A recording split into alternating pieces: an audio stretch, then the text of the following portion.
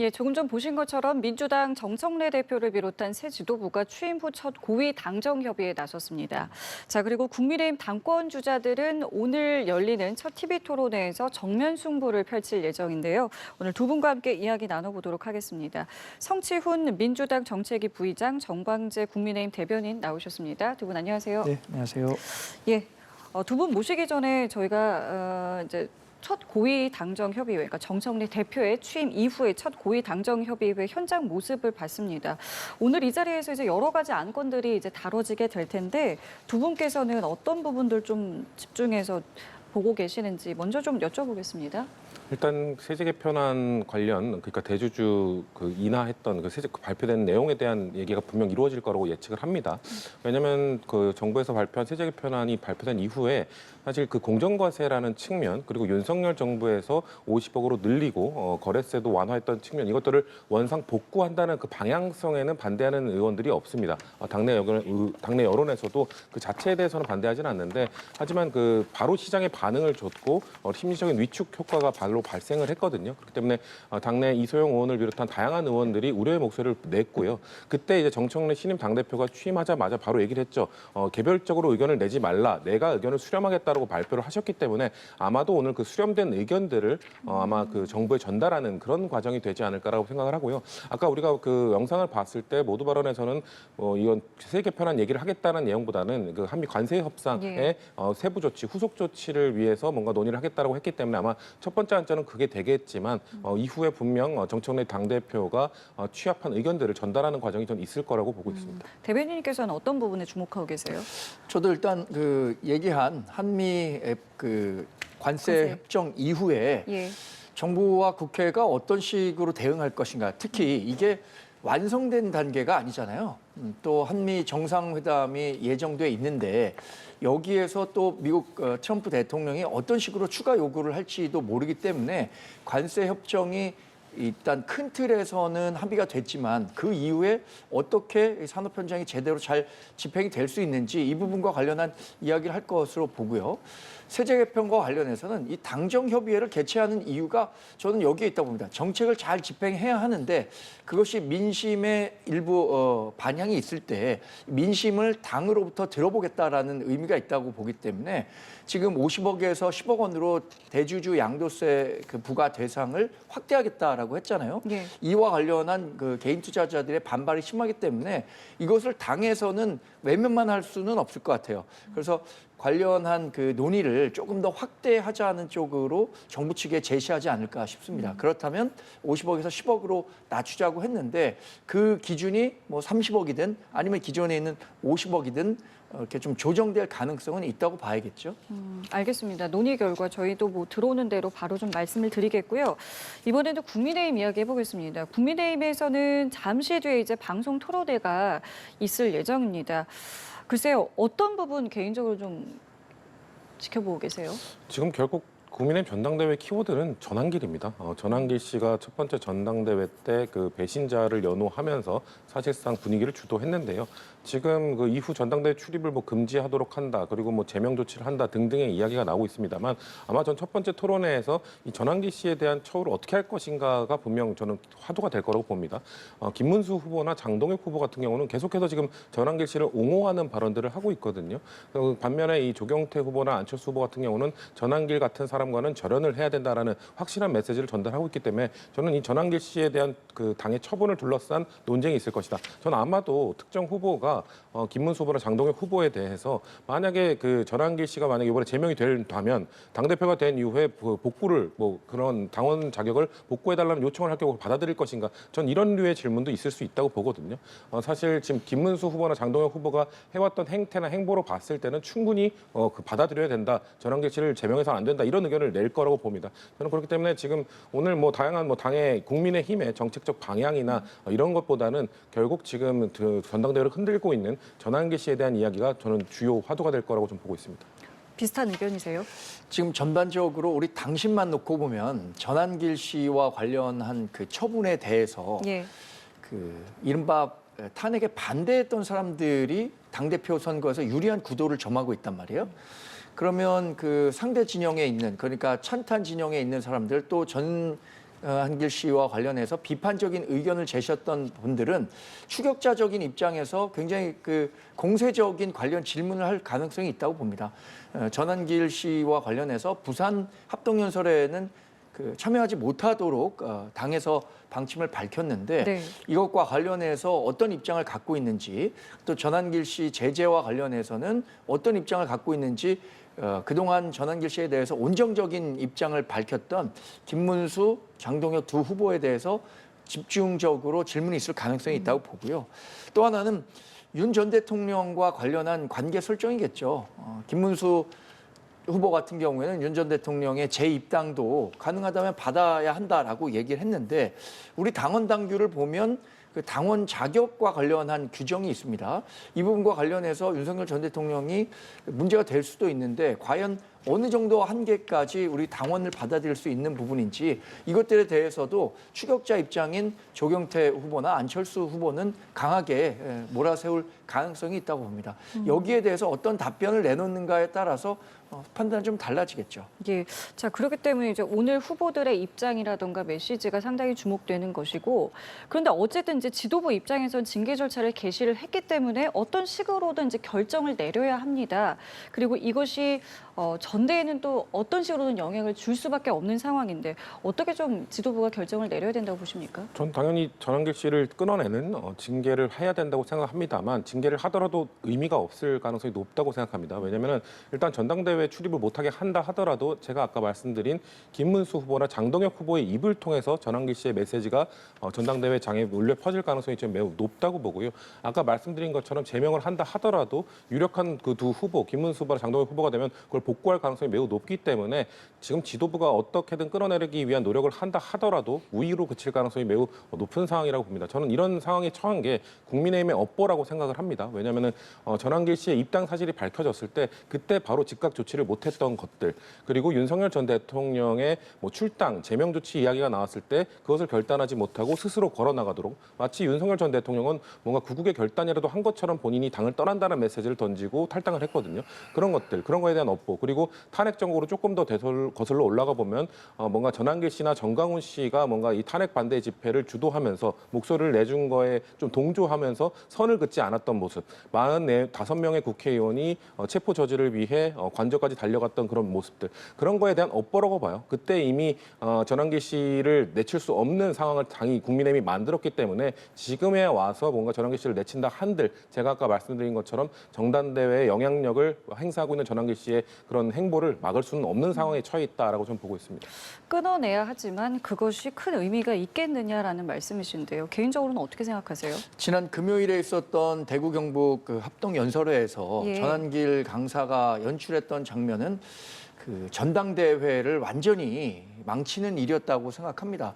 사실 화합의 장이 돼야 하고 축제의 장이 돼야 하는데 그렇지 못하고 당내 분열의 갈등만 더 부각됐다는 측면에서 전한길 씨가 어떤 자격으로 그 프레스석에 들어갈 수 있었는지 이 부분에 대한 진상 파악과 재발 조치가 있어야 한다고 생각하고요. 실제로 송원석 비대위원장이 그 다음 연설회에는 참석을 못하도록 했습니다. 예. 저는 이 부분과 관련해서는 공권력을 동원해서라도 전한길 씨가 참석하지 못하도록 방안을 모색해야 한다고 생각하고요. 결국에는 전한길 씨와 관련해서 우리가 어떤 입장을 갖느냐에 따라서 다시 우리 정당이 중도 진영으로부터 선택받을 수 있는 정당이 되느냐 그러지 못하느냐 시금석 시험대에 올랐다고 봅니다. 그렇다면 지금 논의되고 있는 것처럼 송원석 비대위원장이 징계와 관련한 논의를 착수하라고 했잖아요. 예. 여기에는 일단 징계라는 것은 기본이 됐다고 생각합니다. 그러니까 이 징계 수준이 출당 또는 제명과 같은 아주 고강도 수준이 될지 또는 당원권 정지와 같은 다소 수준 낮은 수준의 징계가 될지는 모르겠습니다만 그 현재 당이 갖고 있는 분위기는 전한길 씨를 이렇게 당내에 포용하는 것이 옳은 것인가라는 데 대해서 상당히 비판적인 시각을 갖고 있다고 보고요. 저는 개인적으로 영국 프리미어 축구를 보면 훌리건이라는 광팬들이 존재합니다. 이분들은 축구 경기를 볼 수 없도록, 그러니까 현장에서 축구 경기 그 관중이 될 수 없도록 엄격히 통제하고 있거든요. 전한길 씨가 마치 축구 훌리건 같은 역할을 하고 있는데 우리 당이 아무리 이념적 그 스펙트럼을 넓혀 놓는다고 하더라도 이런 분까지 포용하고 갈 수 있는지에 대해서는 상당히 의문을 갖고 있습니다. 그럼 짧게만요. 그러면은 그 어떤 판단을 내리든지 이제 그게 근데 전대 판세는 크게 영향이 없을 거다 하셨는데 그 부분에 대해서는 어떻게 보세요? 뭐 전대 판세에 영향을 미치지는 않겠지만 그것이 갖는 상징적인 의미는 있겠죠. 그리고 새로운 당 대표가 된다고 하더라도 그 오늘에 내놓는 시그널이 앞으로 우리 당을 운영하는 과정에서도 중요한 변수가 될 것이라 생각하고요. 지금 당장 당 대표 선거는 일단 구도상은 탄핵에 반대했던 사람들 가운데 한 명이 당대표가 될 가능성이 크지만 전체 최고위 구성에는 일정 정도의 균형 감각이 발휘될 수 있을 것이라고 보거든요. 예. 그래서 오늘날 내놓는 이런 메시지들이 앞으로 당대표가 되고 또 최고위원이 됐었을 때 당을 어떻게 운영해야 하는지에 대한 방향타는 될 수 있겠죠. 알겠습니다. 자, 그리고 저희 뉴스 시작 시점에 들어온 속보가 있었는데요. 내일 오후에 임시 국무회의가 개최됩니다. 이제 여기에서 사면과 관련한 심의 의결이 있을 것이다라는 내용이었는데요. 원래는 화요일이었습니다. 근데 그렇죠. 하루가 당겨진 건데 그렇죠. 네. 하루를 당긴 이유를 뭐라고 봐야 되겠습니까? 아무래도 명단이 좀 공개된 이후에 많은 논란들이 있기 때문에 이재명 대통령이 이 논란을 빠르게 종식시키기 위해서 저는 임시 국무회의를 열어서 빠르게 처리하자라는 의지를 보여주신 거라 생각합니다. 사실 이 명단이 나왔을 때 이재명 대통령은 휴가 기간이었잖아요. 그렇죠. 그렇기 때문에 사실 이재명 대통령의 의중이 담긴 명단이라고 보기는 어렵고요. 원래 명단 자체를 뭐 대통령실 의견도 들어가고 뭐 사법부가 다양한 의견들 여야의 의견뿐만 아니라 뭐 종교단체, 시민단체, 뭐 학계 다양한 의견들을 수렴해서 일단 명단을 짜서 올리는 것이기 때문에 그런데 그럼에도 불구하고 그 명단 자체가 마치 확정된 것처럼 이재명 대통령의 의중이 담긴 것처럼 뭔가 논란이 계속 확산되고 있는 과정이거든요. 그렇기 때문에 저는 대통령이 이렇게 논란이 확산되기보다는 빠르게 그럼 처리하는 게 낫겠다라는 판단 하에 그러면 하루라도 당겨서 월요일 날 먼저 처리를 하자라고 의중을 보이신 거라고 봅니다. 그렇게 뭐 같은 생각하세요? 저도 일단 그 사면 대상이 알려지기 시작하면서 여론이 그 대통령실과 민주당에 좋지 않게 돌아가고 있다는 사실을 인식하고 이렇게 여론이 계속 확대 재생산되는 것보다는 빨리 논란 정리하고 넘어가는 게 좋겠다라는 정무적 판단을 했기 때문에 하루라도 빨리 이 국무회의를 개최한 게 아닌가 싶은데요. 지금 조국 전 조국현식당 대표나 윤미향 전 의원에 대한 사면과 관련해서는 이게 국민적 공감대가 있는 것인지 또 국민 통합에 과연 도움이 되는 것인지에 대해서 지금이라도 원점 재검토할 필요가 있다고 생각합니다. 관련해서 뭐 여론조사 수치를 말씀드리지는 않겠지만 국정 지지율이 굉장히 높음에도 불구하고 그 조국 전 장관에 대한 그 사면 적합도를 묻는 것은 다소 다른 결과가 나오고 있거든요. 지금 이재명 대통령 집권한 지 불과 2달밖에는 되지 않았는데 국정 동력을 훼손하면서까지 이렇게 국민적 공감대가 없는 사면을 단행하는 것이 과연 본인의 의지인 것인지 아니면은 정말 조국 그 혁신당에 떠밀려서 하는 사면인지 이런 부분에 대해서도 의문을 제기할 수밖에 없겠습니다. 부의장님 말씀대로 만약에 이게 어떤 논란을 어떤 식으로든 해소하기 위함이라고 한다면 어떤 식으로든 명단은 어느 정도 윤곽이 나왔다고도 볼 수 있을 것 같은데 대통령은 어떤 결정을 내릴 거라고 보십니까? 일단 뭐 대통령의 고유의 권한이기 때문에 어떤 결론을 이룰지는 참 알기 어렵습니다만 저 개인적으로는 대통령이 지금까지 보여왔던 행보나 이런 의견들을 봤을 때 지금 논란이 되고 있는 인물들 예를 들면 윤미향 전 의원 같은 경우는 이재명 대통령이 대선 그 전부터 뭔가 이거 이용수 할머니 위안군 피해자 생존자이신 그 이용수 할머니를 그 한준호 최고위원 직접 찾아가서 이재명 대통령의 의중을 전달하기도 했었거든요. 이재명 정부가 들어서면 위안군 문제를 끝까지 책임지고 해결하겠다는 그 의견을 전달했었고 당선된 이후에도 또 이용수 할머니 찾아가서 그런 진정성이 있는 모습들을 보였습니다. 근데 이번에 만약에 이 이용수 할머니와 윤미향 전 의원이 관계를 지금 풀지 않은 상황이기 때문에 사면을 단행하게 될 경우 아마도 그 진정성이 의심받을 수 있는 상황이거든요. 저는 그런 것들도 고려하실 거라고 보고요. 조국 전 대표도 마찬가지입니다. 지금 뭐 조국 혁신당 입장에서는 내년 지방선거를 앞두고 빠르게 조국 대표를 복귀시켜서 선거를 치르고 싶은 이야기, 의중은 좀 잘 알고 있습니다만 지금 사실 이재명 정부의 첫 번째 사면이잖아요. 상징성이 매우 클 겁니다. 그렇기 때문에 논란이 되고 있는 인물들에 대한 사면 복권을 단행할 경우 국정 운영 아무리 지금 국정 지지율이 잘 나온다고 하더라도 이게 누적되는 것이거든요. 이 피로가 누적될 경우 나중에 한 번에 뭔가 국정 운영에 부담이 될 수 있기 때문에 저는 이재명 대통령이 이런 것들을 충분히 논란의 의견들도 다 수렴을 해서 내일 좀 결정을 내리실 거라고 생각을 합니다. 저 개인적으로는 그래서 논란이 되고 있는 인물들에 대해서는 사면을 안 하는 걸로 결정을 해주시길 바란다는 말씀 드리고 싶습니다. 알겠습니다. 자, 그리고 말씀하신 것처럼 이제 휴가에서 복귀를 했고 복귀한 이재명 대통령은 산재 사망에 대해서 직보하라라는 지시를 내렸습니다. 이 산재 사고에 대해서 이제 굉장히 강한 이제 경종을 울리겠다라는 의지로도 저희가 볼 수 있을 것 같은데 휴가 뒤에 나온 첫 메시지였잖아요. 어떻게 보셨습니까? 휴가 중에도 이런 산재 사망 사고가 그렇죠. 있었잖아요. 예. 그리고 또 본인이 소년공 시절에 팔을 다치기도 했었잖아요. 산업 현장에서. 네. 그래서 산업 재해와 관련한 문제에 대해서 훨씬 더 민감하고 조금 더 정서적으로 받아들이고 있는 것 같아요. 사실 그 산업 재해를 줄이는 것은 우리 사회가 갖고 있는 절대적인 명제입니다. 그 산업 재해 줄이자고 하는데 반대할 사람은 아무도 없겠죠. 그래서 이재명 대통령이 이렇게 산업 재해를 막기 위한 여러 가지 조치들에 대해서 강조하고 있는 것은 충분히 취지를 인정합니다. 그런데 기업을 경영하고 있는 사람들에 대해서 과거에 어떤 얘기를 했냐면 이렇게 자꾸만 산재 사고가 발생하는 것이 미필적 고의에 의한 사망 사건, 살인 사건이다 이렇게 얘기를 했어요. 그럼 그 현장에서 받아들이고 있는 기업가들의 심정은 어떻겠습니까? 기업가들이 아무리 산업재해를 막고 또 여러 교육을 강화한다고 하더라도 이 피할 수 없는 사건들이 일어나는 게 현실입니다. 그런데 기업가들에 대해서 이렇게 적대적으로 얘기하고 있는 것은 그 경제 활성화를 굉장히 얘기를 하고 있잖아요. 이런 부분과 관련해서도 좀 맞지 않는 얘기라고 생각하고 전체적으로는 산업재해를 줄이기 위한 모든 그 주체들의 노력이 필요합니다. 그런데 이렇게 뭐 한 번 원스트라이크 아웃제를 동원해서 기업에 대해서 과도한 책임을 묻는 것은 뭐 과유불급이란 말도 있으니까 그런 분들도 같이 좀 고려해 볼 만한 대목이라고 생각합니다. 그러니까 만에 하나 기업 위축을 가져오면 어떻겠느냐라는 이제 우려를 좀 하셨는데요. 관련해서는 어떤 입장 갖고 계세요? 저희는 과도한 책임을 묻는 것이라 아니라고 생각을 하고요. 이재명 대통령이 사실 산재가 발생했던 기업을 직접 찾아가서 현장에서 기업 대표와 이야기를 나눴던 것이 많이 알려지지 않았습니까? 거기서 이재명 대통령이 지적을 한 부분이 그겁니다. 결국 이 비용 문제 아니냐. 결국 2교대, 3교대 이 차이가 있어서 뭔가 노동자들의 위험에 노출시키는 게 결국 기업 측이 이 비용 절감을 위해서 이 노동자들의 안전 문제를 소홀히 한 것 아니냐라는 지적에 대해서 사실 사측에서 그럴싸한 답변을 하지 못했어요. 그러니까 어느 정도 인정하는 부분도 있었거든요. 아무래도 지금 기업을 옥죄는 것이다. 기업이 위축될 수 있다고 말씀하셨습니다만 왜 우리나라가 다른 나라와 비교해서 다른 나라의 이런 노동 선진국들에 비교해서 왜 이렇게 산재가 많이 발생하느냐. 결국은 기업이 책임감을 좀 더 갖는 것이 필요하다는 것이거든요. 그렇기 때문에 비용 절감만 주장할 것이 아니라 이익 실현만 뭔가 추구할 것이 아니라 노동자들의 안전 문제를 좀 더 신경 쓰라는 대통령의 강한 의지가 담긴 것이기 때문에 저는 기업 측이 이런 것들을 좀 의지만 있다면 좀 더 확고한 그 안전 시스템만 갖춘다면 산재를 충분히 줄일 수 있다는 믿음이 있거든요. 대통령도 그런 믿음 때문에 이렇게 메시지를 주시는 거기 때문에 기업 활동을 위축시키는 방향이다라고 저는 보지는 않습니다. 예.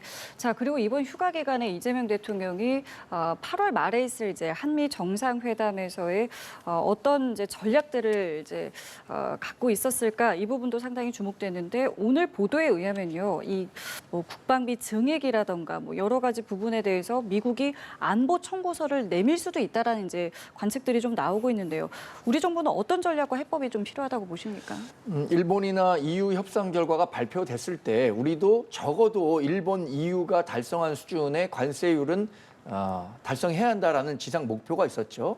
근데 여기에 하나 더해서 우리는 주한미군 주둔 비용과 같은 다양한 그 현안들이 있습니다.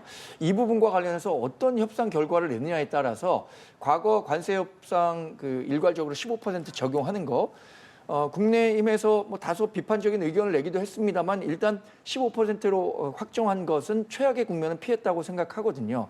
그러나 모든 협상이 그렇듯 이 협상의 뒤태일에 아주 성패가 달렸다고 봅니다. 예. 앞으로 이 추가로 있을 그 트럼프 미국 대통령과 이재명 대통령의 한미 정상회담에서 저는 트럼프 미국 대통령이 다소 도전적인 과제를 이재명 대통령에게 전달할 가능성도 크다고 봅니다.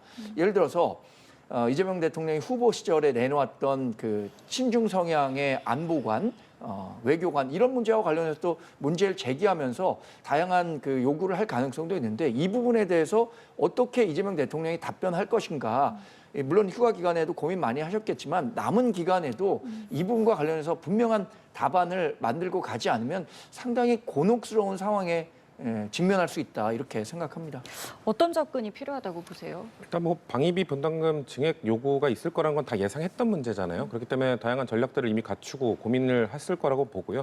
아까 말씀하신 것처럼 관세 협상에 있어서도 처음에 25%를 주장을 했습니다만 15%로 관철시키는 저는 결과를 이끌어냈잖아요. 그리고 그 결과를 보고 미국에서는 매우 만족해하는 결과였거든요. 저는 방위비 분담금 협상에 있어서도 이 문제를 얘기할 수 있다고 생각합니다. 관세 협상에 있어서 본인들이 너희들이 원하는 걸 많이 들어주지 않았느냐. 사실 뭐 자동차 같은 부분이 가장 아쉬운 부분이었는데 한국이 주장했던 12.5%가 아니라 미국이 계속 주장한 15%로 관철시키는 그런 결과가 나왔었기 때문에 아마도 저는 그 방위비 분담금 문제에 있어서도 지금 뭐 50% 인상하라라는 지금 얘기가 나오고 있다라는 그 기사도 나오고 있는데 그런 것들도 지금 미국 정부가 아마 처음에는 좀 강하게 주장하되 나중에 협상하는 과정에 있어서는 트럼프 대통령이 갖고 있는 이 비즈니스적 마인드가 크게 작동할 것이라고 생각합니다. 결국 너네는 그럼 우리한테 뭘 줄 건데라는 얘기를 할 거라고 보고요. 저는 예를 들면 뭐 미국에서 생산하는 무기나 우리가 필요한 무기들을 미국에서 생산하는 걸로 최대한 구매를 하겠다, 추가 구매를 하겠다 이런 의지를 보여준다면 충분히 방위비 분담금 문제도 저희가 예상하는 것보다 그리고 우려하는 것보다는 훨씬 더 낮은 선에서 협상을 완료할 수 있지 않을까라고 예상을 해봅니다. 예, 알겠습니다. 오늘 두 분 말씀은 여기까지 함께하겠습니다. 지금까지 성치훈 민주당 정책위 부의장, 정광재 국민의힘 대변인과 함께했습니다. 두 분 감사합니다.